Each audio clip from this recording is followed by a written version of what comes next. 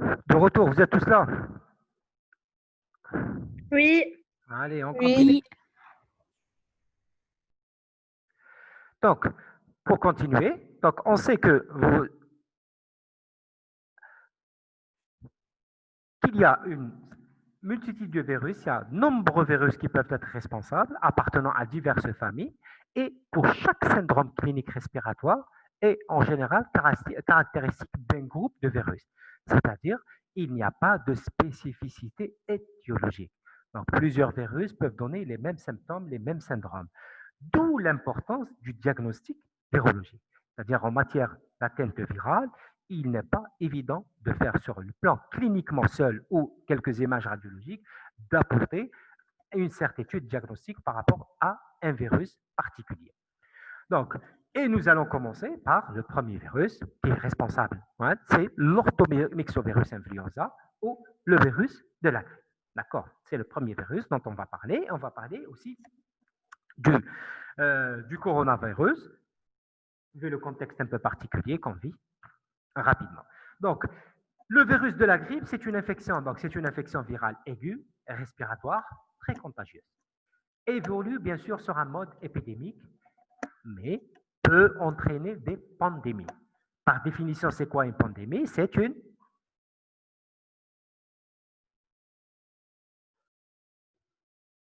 Mondial. Voilà, c'est une atteinte mondiale, ce qu'on vit actuellement avec le coronavirus. L'infection virale, elle est souvent, en général, elle est bénigne. C'est-à-dire, on n'a même pas besoin d'un traitement spécifique, une tisane, un repos, du repos, parfois du doliprane, et tout rentre dans l'ordre. Par contre, cette maladie peut devenir mortelle. D'accord? Surtout chez des patients, chez des sujets ayant des affections, ce qu'on appelle les affections cardiaques ou respiratoires sous-jacentes. Ce groupe l'orthomyxovirus, il comprend les virus de la grippe humaine et la grippe animale. Plusieurs pandémies ont été décrites dans le monde. D'accord? Quand on dit la grippe, souvent c'est une infection banale, bénigne, mais qui peut devenir très grave et mortelle. Et la dernière en date, donc la pandémie espagnole, la grippe espagnole dans les années 20, elle a tué plusieurs groupes de personnes. D'accord? Plusieurs ont été décrites dans le monde. On sait que les premiers travaux d'isolement ont été faits dans les années 30, 1930, par l'isolement du virus humain. Chez l'homme, on va distinguer trois types. C'est l'orthomyxovirus influenzae de type A, de type B et de type C. Qu'est-ce qui caractérise ce virus? Comme vous voyez sur la diapo, la caractéristique majeure de ce virus, c'est le caractère segmenté du virus. C'est un ARN, vous voyez à l'intérieur, donc c'est 8 segments. Il y a PB2, PB1, PA, H1, N1. Donc c'est un virus qui est à ARN, son génome est à ARN, c'est un ARN simple brun, et qui est présent sous forme de 8 segments. D'accord? Ce virus présente, il est enveloppé, il présente à sa surface deux protéines majeures qu'on appelle à gauche, comme vous voyez en haut à gauche, l'héma-agglutinine, et en bas, la neuraminidase. Ces deux protéines qu'on voit à la surface de l'enveloppe, et ces deux protéines sont à l'origine de sa classification. Comme vous savez, quand on parle de virus grippal, on parle de H1N1, donc H et N, H1N1, H2N3, etc. D'accord? C'est deux protéines de surface qui sont à l'origine de la classification. Donc, ARN, il faut retenir, c'est un virus à ARN. Son ARN, il est segmenté. C'est important, ce caractère de segmenté, cette caractéristique d'un ARN segmenté va expliquer un peu l'évolution épidémiologique de cette infection. D'une part. D'autre part, c'est un virus qui comporte à sa surface plusieurs types de protéines, M, M1, M2, plusieurs types de protéines, deux majeures, neuraminidase et hémagglutinine, et on a trois types pour l'homme, A, B et C. Donc, les glycoprotéines antigéniques, donc la glycoprotéine H permet la fixation du virus à la cellule. Elle est composée de deux sous-unités, HA1 et HA2, d'accord? Donc, L'hémagglutinine, c'est la protéine de fixation. C'est elle qui va reconnaître le récepteur cellulaire sur lequel elle va se fixer. Par contre, la neuraminidase, c'est la protéine qui permet de rompre la liaison entre l'hémagglutinine et l'acide nucléique. Elle permet ainsi de libérer le nouveau virus, d'éviter l'agrégation et de permettre de la détacher vers d'autres cellules. D'accord?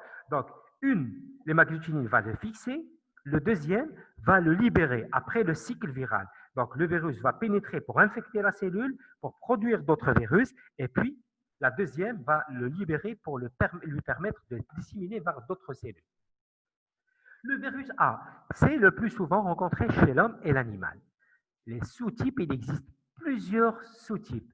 Son pouvoir pathogène est potentiellement élevé. C'est le seul qui est subdivisé en sous-types. D'accord? On a décrit dans la littérature 16 protéines de type A et 9 de protéines de type N.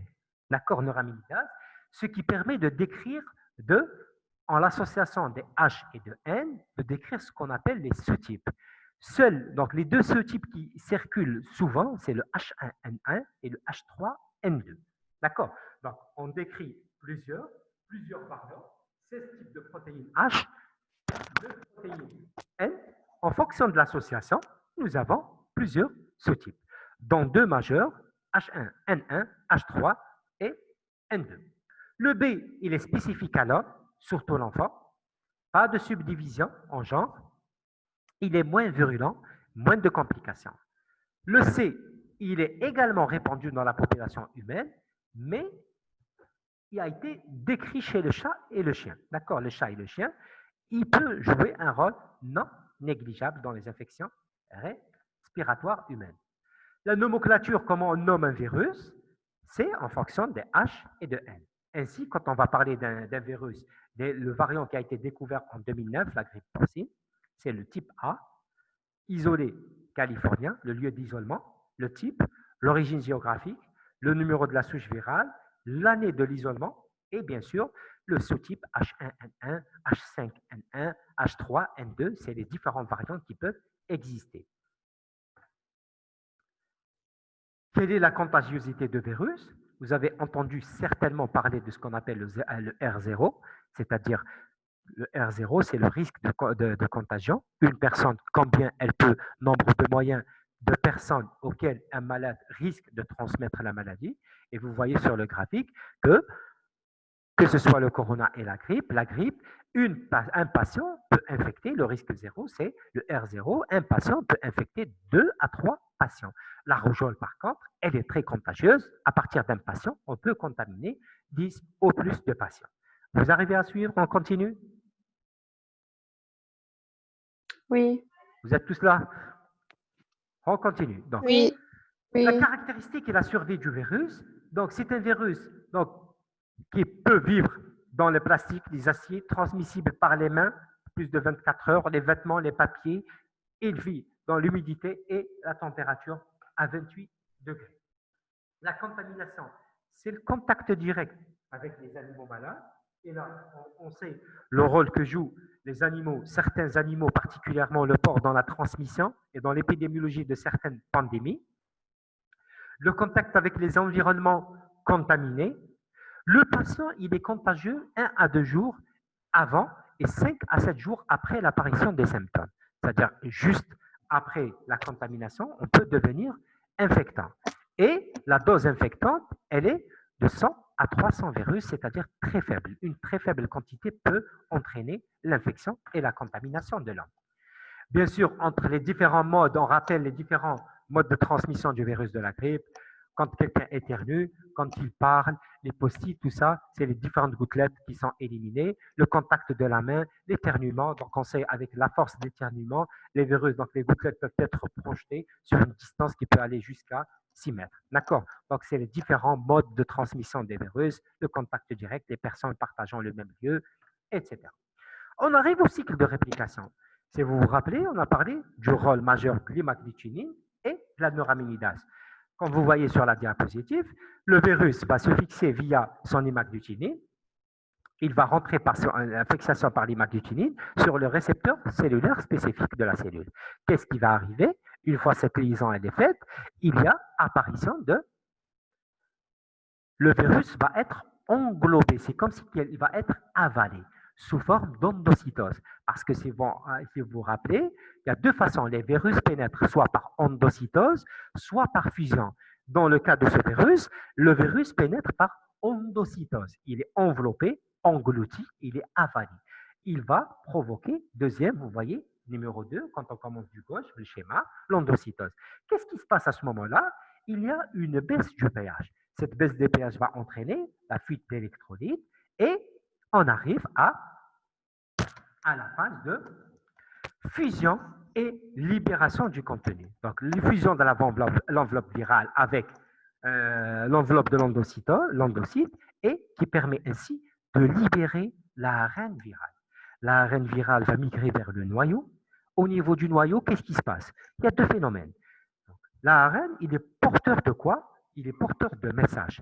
La lecture de ces messages va aboutir à quoi? À la production des différents constituants du virus. D'accord? Donc, vous avez les ARN, lecture, la transcription, parce qu'il y a des phénomènes de traduction et de transcription.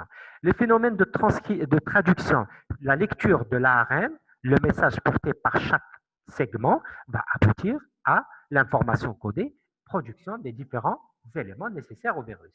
De l'autre côté, vous voyez que pour un virus, il vous faut ses copies. Donc, transcription, donc il y aura la production des copies d'ARN qui vont servir d'ARN pour les nouveaux virus. Donc, tout ça va migrer au niveau des différents appareils pour une maturation et puis au niveau de l'enveloppe virale, l'enveloppe cellulaire, sortie du virus par bourgeonnement. Et là intervient en fin de cycle la neuraminidase. La neuraminidase, qu'est-ce qu'elle fait? Elle empêche l'hémagglutinine de refixer. Donc, elle permet de couper cette liaison pour permettre au virus la libération des nouveaux virus et leur dissémination vers d'autres cellules.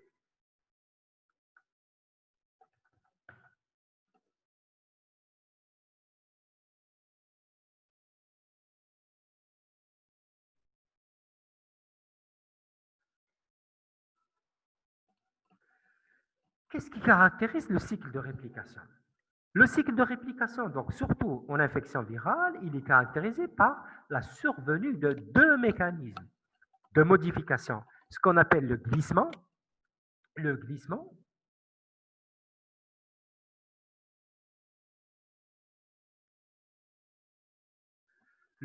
antigénique et la cassure antigénique. Donc nous avons deux phénomènes.